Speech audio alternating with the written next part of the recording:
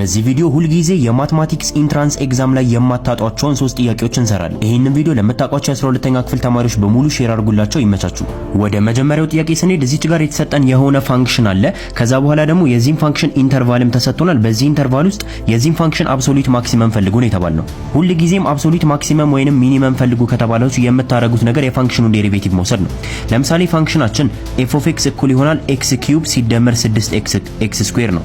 ሶ የዚህን ዴሪቬቲቭ ለመውሰድ መጀመሪያ የምታረጉት ፓወርን ወደፊት ያመጣችሁ ታባዛላችሁ። ስለዚህ እቺን 3 ወደፊት ስታመጧት 3x ይሆናል። ከዛ በኋላ ከፓወሩ ላይ ደግሞ 1 ትቀንሳላችሁ። 3 ሲቀነሳል 2 ይሆናል ማለት ነው። ከዛ ሲደመር ታረጋላችሁ። አሁንም እቺን 2 አመጣችሁ ከፊት ካለችው 6 ጋር ታባዛላችሁ። 2 ሲባዛ በ6 12x ይሆናል ማለት ነው። ፓወራችን ላይ የነበረው 2 ነው። ሲቀነስ 1 ስናደርግ ያው 1 ስለሚሆን ጀስት እንደዚሁ እንዳለ እናስቀምጠዋለን ማለት ነው። በመቀጠል የምናደርገው ነገር ክሪቲካል ነምበሮችን ነው የምንፈልገው። ክሪቲካል ነምበር ማለት ይሄንን እዚህ ጋር ዴሪቬት አድርገን የመጣልንን ፋንክሽን ዜሮ የሚያደርጉት ቁጥሮች ማለት ነው።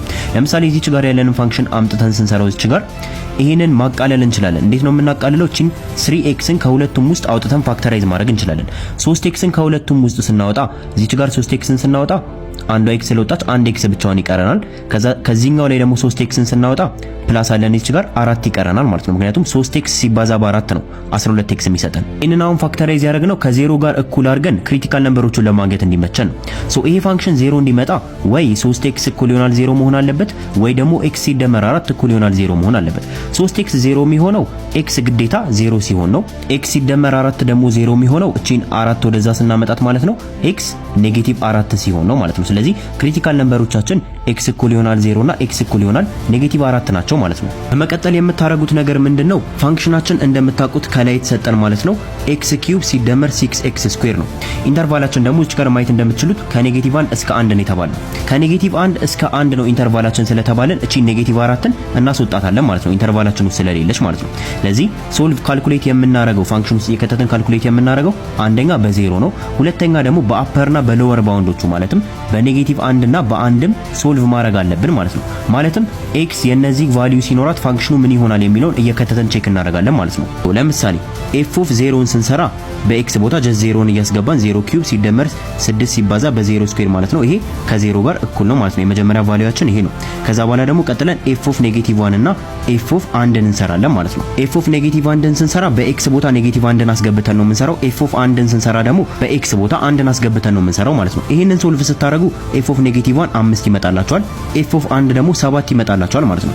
አሁን ካገኘናቸው ቁጥሮች ውስጥ ከ0 ከ5 እና ከ7 ትልቁ ይሄኛው ስለሆነ አብሶሉት ማክሲመማችን 7 ይሆናል ማለት ነው። አብሶሉት ሚኒመም ብንባል ደግሞ 0 ነበር የሚሆነው ማለት ነው። ለዚህ መልሳችን አብሶሉት ማክሲመም ስለተባለን B 7 ይሆናል ማለት ነው።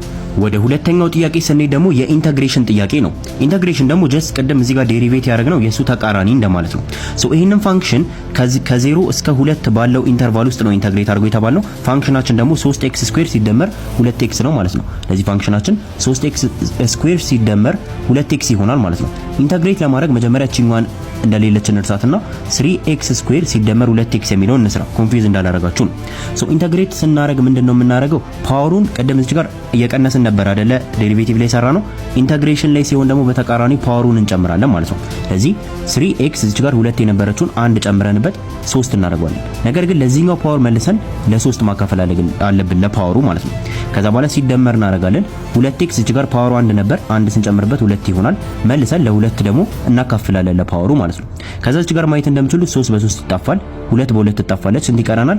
x³ ሲደመር x ስኩዌር ይቀራናል ማለት ነው። ስለዚህ አሁን ይሄ ኢንተግሬት የተደረገው ፎርም ነው ማለት ነው። ነገር ግን እዚህ ጋር ከ0 እስከ 2 ነው ኢንተግሬት አድርጎ የተባለው። ስለዚህ ከ0 እስከ 2 ኢንተግሬት እናደርጋለን ማለት ነው። ሌላው እዚህ ጋር ከ0 እስከ 2 የሚለው ምንድነው ከተባለ ደግሞ እንዴት ነው የምትሰሩት? ከላይ ካለው ላይ የታችኛው ነው የምትቀነሱት። ማለትም ከf of 2 ላይ f of 0ን መቀነስ ነው ማለት ነው። f of 2 ማለት ሁለትን እዚህ ፋንክሽን ውስጥ ከታችሁ የምታገኙት ነው። f of 0 ደግሞ 0ን ከታችሁ የምታገኙት ነው።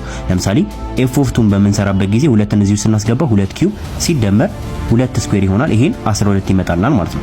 f of 0ን ደግሞ በምንሰራበት ጊዜ 0ን እዚህ ውስጥ ስንከተው ያው 0 ነው የሚመጣው። ስለዚህ ከ12 ላይ 0ን እንደመቀነስ ነው። መልሳችን 12 ይሆናል ማለት ነው። ስለዚህ መልሳችን ሲ ይሆናል ማለት ነው። ወደ ሶስተኛው ጥያቄ ስንመጣ ደግሞ ሁላችሁም ፋሚሊየር ናችሁ ብዬ አስባለሁ ከዚህ ጥያቄ ጋር፣ ምክንያቱም ብዙ ጊዜ ሞዴል ላይ የሚመጣ ጥያቄ ነው።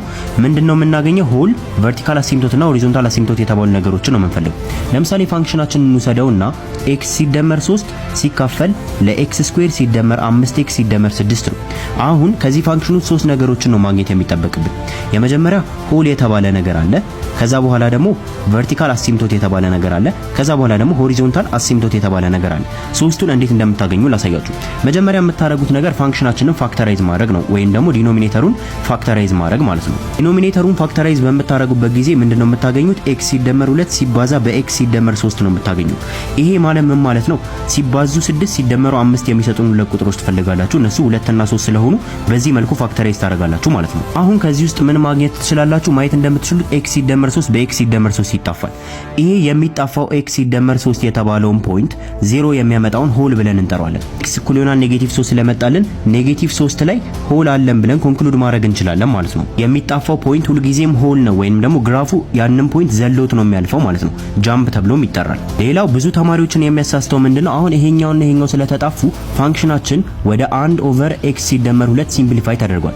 ቨርቲካል አሲምቶትን በምንሰራበት ጊዜ የፋንክሽኑን ዲኖሚኔተር 0 የሚያደርግ ነው የምንሰራው። ስለዚህ ለምሳሌ በዚህኛው ኬዝ ፋንክሽናችንን 0 የሚያደርግልን ወይም ደግሞ ዲኖሚኔተሩን 0 የሚያደርገው x ሲደመር 2 እኩል ይሆናል 0 ነው።